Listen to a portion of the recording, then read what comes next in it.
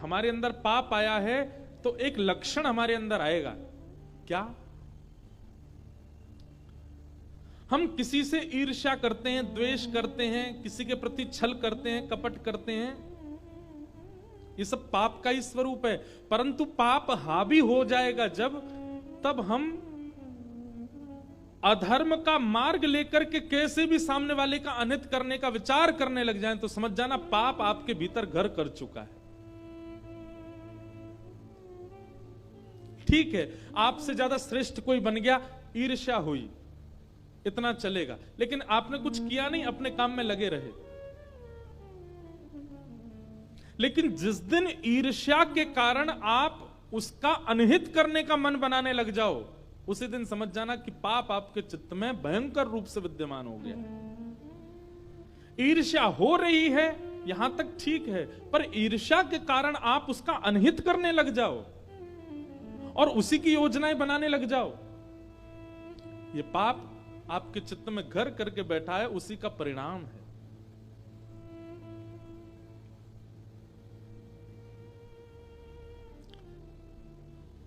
ऐसा कह दें कि जैसे बहुत गंभीर बीमारी हो जाए और वो थोड़ी बहुत स्थानों पर हो तो उसकी चिकित्सा की जाती है, लेकिन अगर वो मस्तिष्क में पहुंच जाए, ब्लड में आ जाए, आपके हृदय में उसका प्रवेश हो जाए, तो फिर उस बीमारी का कोई उपचार नहीं। ईर्ष्या का उपचार है। अगर आपको किसी से ईर्ष्या हो रही है तो उसका उपचार है, एक दिन ईर्ष्या नष्ट हो जाएगी।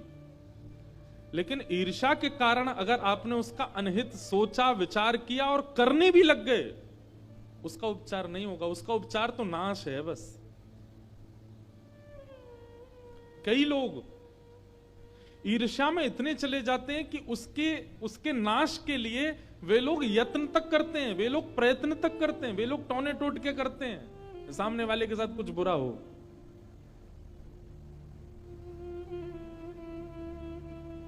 अरे कहां तक कहें, मंदिर भी इसीलिए जाते हैं कि हमारा पड़ोसी आजकल बहुत चौड़ रहा है, बहुत बढ़िया कमा रहा है, खा रहा है, सब बढ़िया चल रहा है, उसके संग कुछ अनहित होना चाहिए, इसलिए मंदिर जा रहे हैं। समझ जाइए कि आपके ऊपर कलयुग का पाप का पूर्ण रूपेण प्रभाव हो चुका है, क्योंकि आप ईर्ष्या से ऊपर उठ करके अब उसका अनहित चाहते हैं।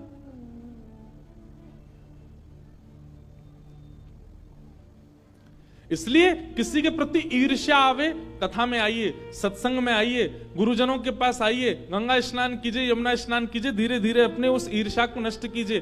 परंतु अगर ईर्ष्या के कारण आपके चित्त में उसका अनहित चाहने की इच्छा हो रही है, उसके साथ गलत करने की इच्छा हो रही है, आपका नाश होने से कोई नहीं रोक सकता। और वही कर रहा है दुर्योधन। दुर्योधन युद्ध हार चुका है, अचेत अवस्था में पड़ा है रणभूमि में, लेकिन तब भी उसको ये पीड़ा नहीं है कि मैं मरने वाला हूं, अपनी मृत्यु सफल बना लूं।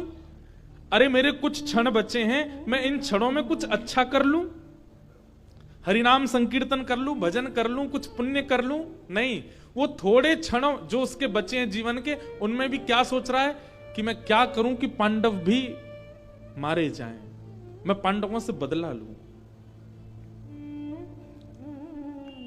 पिक्चरों में कभी कभी दिखाया जाता है कि जब गुंडे के पिताजी मरने वाले होते हैं तो वो मरते मरते कह जाते हैं, मेरी मृत्यु का बदला तू ले लेना, और फिर वो मर जाते हैं।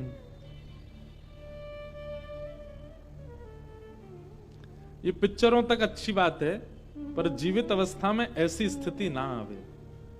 अरे अंतिम श्वास हम कभी कभी देखते हैं, फ्लाइट में हो, कभी कहीं जा तो कभी देखते हैं पिक्चर, उसमें जब ऐसी तब सोचते हैं, अरे यार अंतिम श्वास ले रहा था, कम से कम राम नाम तो बोल जाता, अंतिम श्वास ले रहा था, नारायण नारायण ही बोल के चला जाता, उसमें भी बदला लेने की भावना रख के गया। इसलिए भैया कभी विचार में भी अगर आ गया हो आपके कि मुझे उससे बदला लेना है, उसके साथ ऐसा कुछ करना है कि उसका काम खराब हो या जो, समझ जाइए, क्या पता इस कथा के माध्यम से ठाकुर जी आपको कुछ संकेत दिलाना चाहते हैं, यह नाश का कारण बनेगा। संसार में हर व्यक्ति अपना प्रारब्ध भोग रहा है। वो कभी ना कभी कुछ अच्छा करके भले इस बार वो अच्छा इंसान नहीं है, कभी कुछ उसने अच्छा किया इसलिए वो भोग रहा है, भोगने दीजिए। आप क्यों कुछ ऐसे यत्न करो कि उससे उसका बुरा हो।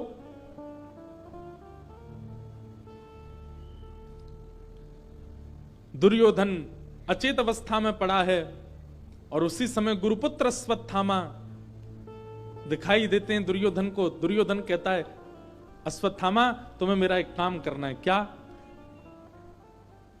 हम रणभूमि में तो पांडवों को नहीं मार पाए, पर अब हमें छल से उनको मारना होगा।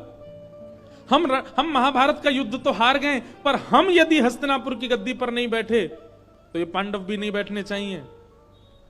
अश्वत्थामा कहने लगा, क्या करना है बताओ। बोले, रणभूमि में तो नहीं मार पाए, सोते हुए इन योद्धाओं को इनके शिविर में जाके मार दो, सोते हुए मार दो। किसी को क्या पता चल रहा, हम भी मारे गए, वो भी मारे गए। हस्तिनापुर की गद्दी पर ना हम बैठेंगे ना वो, कम से कम चैन से मर तो पाएंगे। कितनी विषम स्थिति है कि व्यक्ति को किसी को पीड़ा देने में चैन मिलता है। ये पाप नहीं है तो क्या है? ये कलयुग का महाप्रभाव नहीं है तो क्या है? किसी को पीड़ा में देख करके आपको प्रसन्नता होने लग जाए, किसी को पीड़ा में देख करके आप खुश होते हो, ये महापाप है।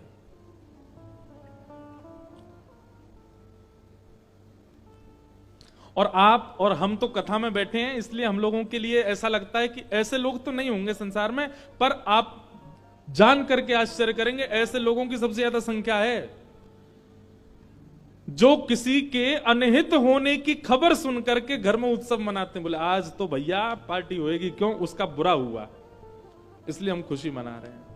ये पाप नहीं, महापाप। किसी की मृत्यु की बात सुनकर के एक परिवार खुश हो रहा है, किसी के ऊपर कोई केस हो गया, जेल चला गया, कुछ गलत हो गया, उसके हाथ पांव टूट गए, कुछ हो गया और एक परिवार प्रसन्न हो रहा है, ये महापाप नहीं है, ये महापाप है।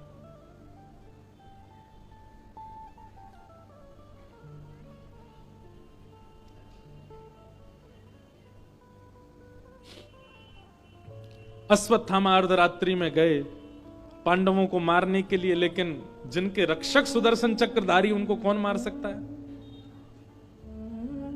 पांडवों को अर्धरात्रि में ही लेकर के भगवान कहीं और चले गए।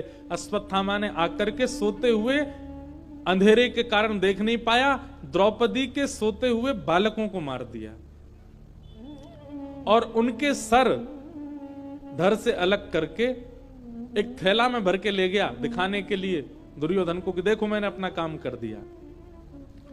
दुर्योधन से जाकर के कहा, देखो दुर्योधन मैंने काम कर दिया, मैंने 5 पांडवों को मार दिया। दुर्योधन बोला, मुझे विश्वास नहीं होता। बोले, इसीलिए मुझे पता था तुमको विश्वास नहीं होगा, मैं सर लेके आया उनके। दुर्योधन ने प्रकाश करके जैसे ही देखा, अरे मूर्ख, ये पांडव नहीं है, ये द्रौपदी के 5 पुत्र हैं, निर्दोष बालक।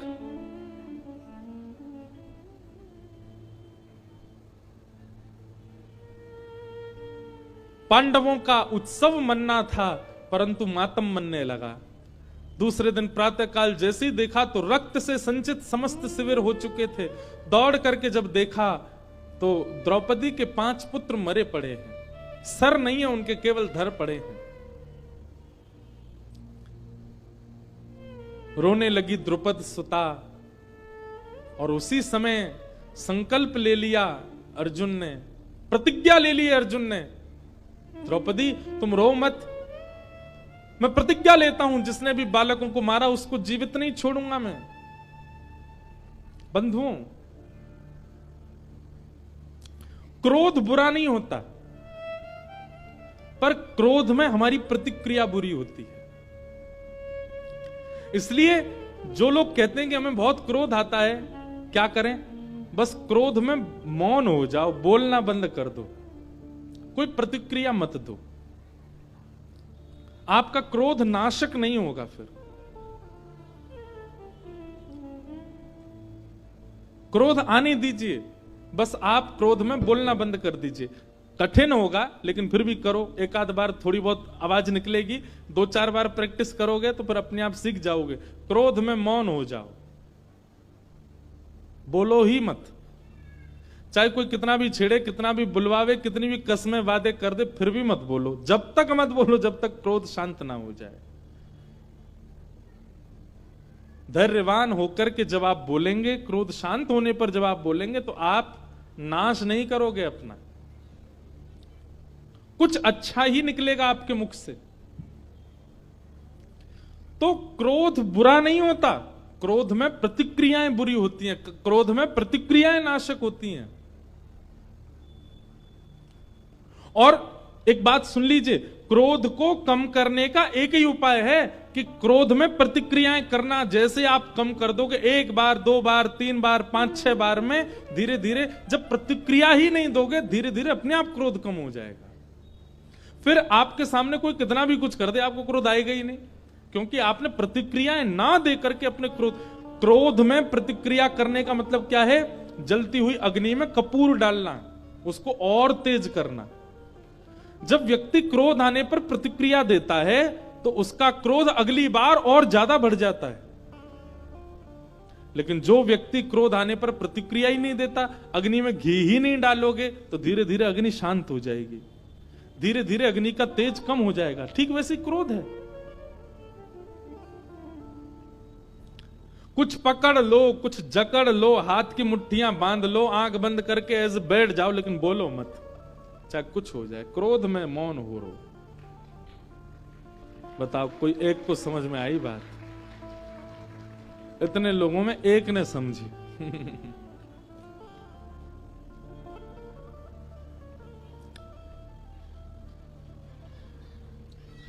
अर्जुन ने प्रतिज्ञा ले ली कि मैं इन बालकों के हत्यारे को जीवित नहीं छोड़ूंगा। भगवान बोल रहे हैं, अर्जुन क्रोध में कोई निर्णय मत लो।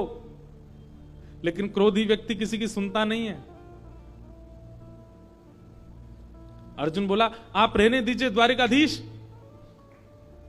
अब तो पानी सर से ऊपर जा चुका है, हमारे निर्दोष बालकों को मार दिया। मैं प्रतिज्ञा लेता हूं कि मैं इन बालकों के हत्यारे को जीवित छोड़ूंगा नहीं। भगवान बोले, अर्जुन, क्षत्रिय यदि प्रतिज्ञा ले ले और उस प्रतिज्ञा को पूर्ण ना करे तो उसको 2000 वर्ष के लिए प्रेत बनना पड़ता है, नरक में जाना पड़ता है। अर्जुन बोला, तो आप क्या समझ रहे हैं? मैं केवल बात बना रहा हूं? अरे मैं आपको वचन देके कहता हूं कि जिसने बालकों का हत्या की है उसको जीवित नहीं छोड़ूंगा। भगवान बोले, देख लो। लेकिन क्रोधी व्यक्ति अपने आप को उस समय बहुत बलवान मान लेता है, वो सोचता है कि मैं कर ही दूंगा ये काम। भगवान ने 2 बार रोका, लेकिन अर्जुन नहीं माना। मैं प्रतिज्ञा लेता हूं, बालकों के हत्यारे को नहीं छोड़ूंगा। भगवान बोले, ठीक है।